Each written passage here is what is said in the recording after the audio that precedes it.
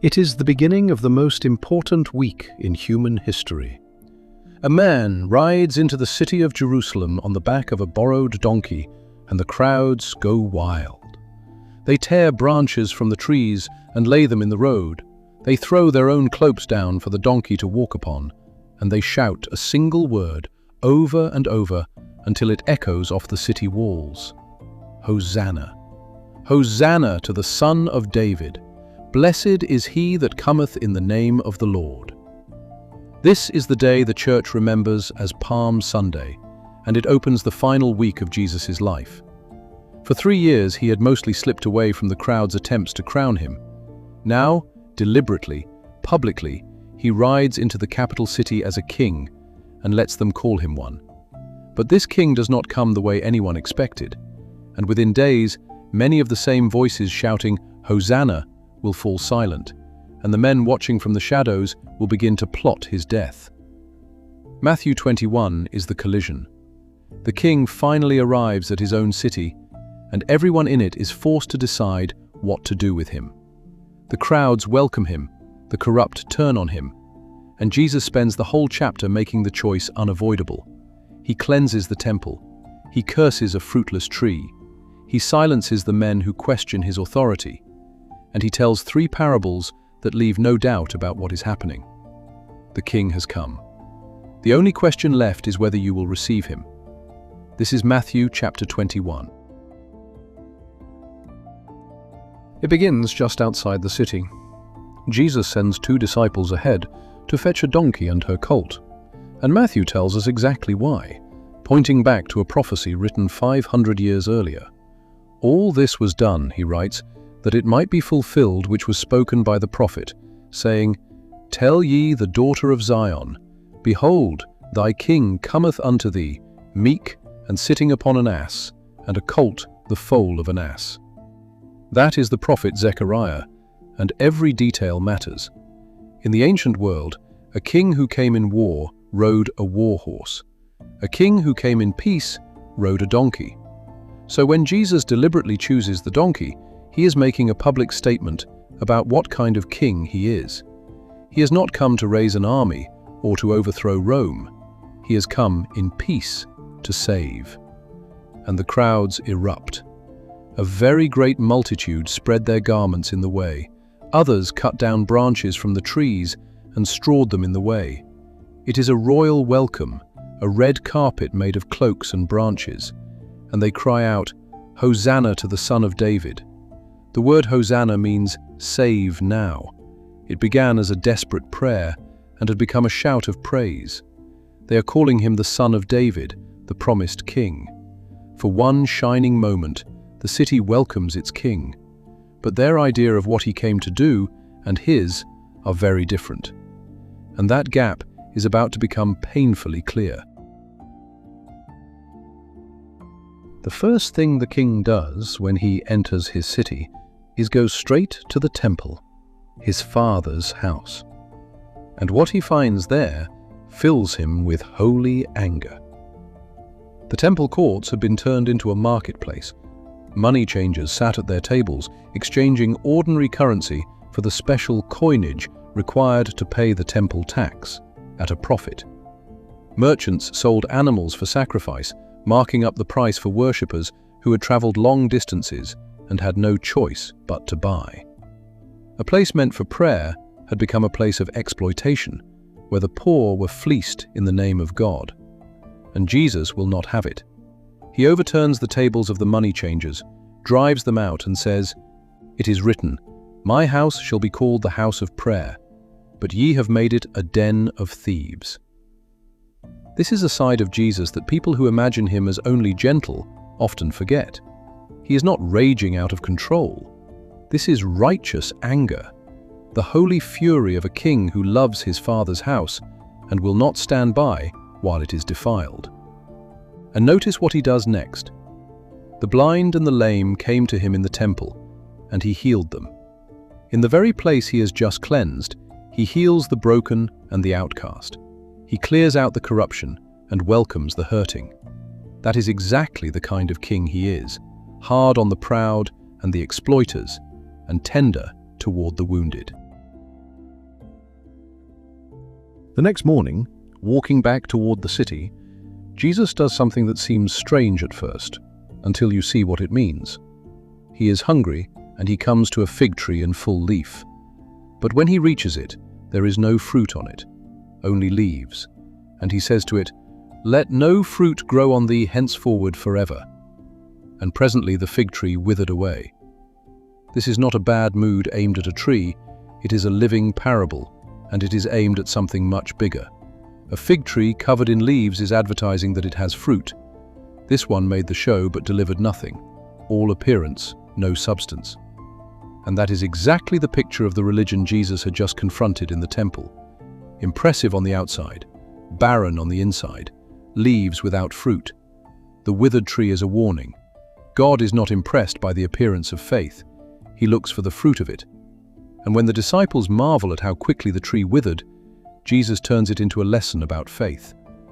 "Verily I say unto you, if ye have faith, and doubt not, ye shall say unto this mountain, Be thou removed, and be thou cast into the sea, and it shall be done. And all things, whatsoever ye shall ask in prayer, believing, ye shall receive." He is not handing them a magic formula for getting whatever they want. He is telling them that real faith, genuine, living trust in God, is powerful beyond anything they imagine. The barren tree had the wrong kind of religion. Jesus points them to the right kind. Not leaves, but living faith. By now, the religious leaders have seen enough. The man has ridden in like a king, cleansed their temple, and drawn the crowds. So they confront him with a demand. When he was come into the temple, the chief priests and the elders of the people came unto him as he was teaching, and said, "By what authority doest thou these things, and who gave thee this authority?" It is a trap. If Jesus says his authority comes from God, they will charge him with blasphemy. If he claims it only for himself, they will dismiss him as a fraud. So Jesus, who is never outmaneuvered, answers their question with a question. "I also will ask you one thing," he says. "The baptism of John, whence was it? From heaven or of men?" And now they are caught in their own snare. If they say John's ministry was from heaven, he will ask why they did not believe him. If they say it was merely of men, they fear the crowds, who all held John to be a prophet. So they give the coward's answer: "We cannot tell." They are the religious authorities of the entire nation, and when asked a plain question about God, they choose the answer that protects their power over the answer that is true. And Jesus says, "Neither tell I you by what authority I do these things." He owes no explanation to men who will not deal honestly with the truth. It is a devastating exchange, and it exposes the real issue. Their problem was never a lack of evidence. It was an unwillingness to submit. Then Jesus tells the first of 3 parables, and it is short and sharp. A certain man had 2 sons, and he came to the first and said, "Son, go work today in my vineyard." The first son says, "No, I will not," he answers, refusing his father to his face. But afterward he repents, changes his mind, and goes and does the work. The second son is the picture of politeness. "I go, sir," he says, all the right words, immediate and respectful. But he never goes. He never lifts a finger. So Jesus asks the leaders a simple question. Which of the 2 did the will of his father? And they answer correctly, the first, the one who actually went. Because in the end, it is not what you say that proves your obedience, it is what you do. And then Jesus drives the knife home. "Verily I say unto you, that the publicans and the harlots go into the kingdom of God before you." Sit with how that landed. He is telling the most respected religious men in the nation that tax collectors and prostitutes, the very people they despised, are entering God's kingdom ahead of them. Why?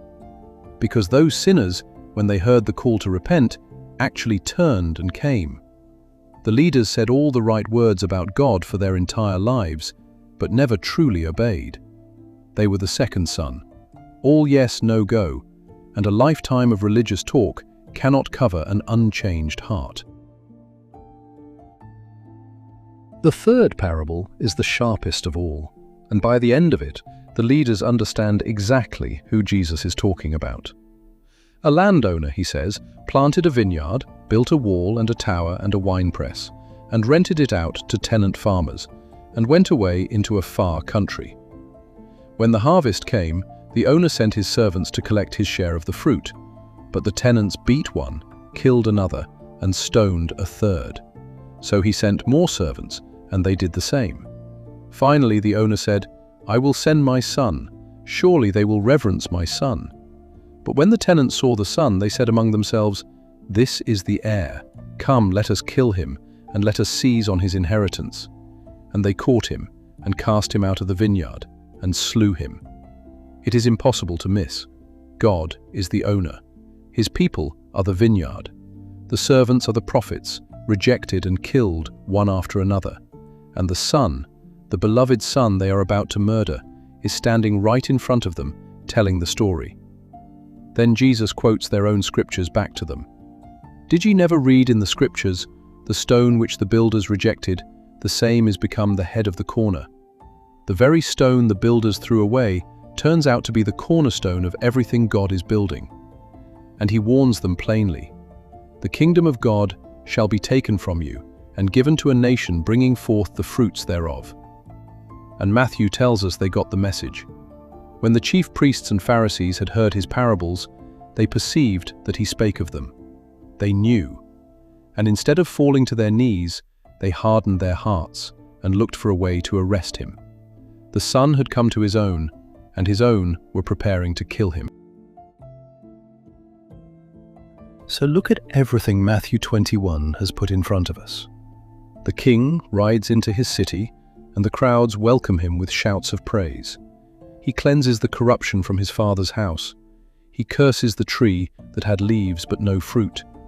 He silences the men who question his authority but will not deal honestly with the truth. And in 3 parables, he lays bare the great tragedy unfolding.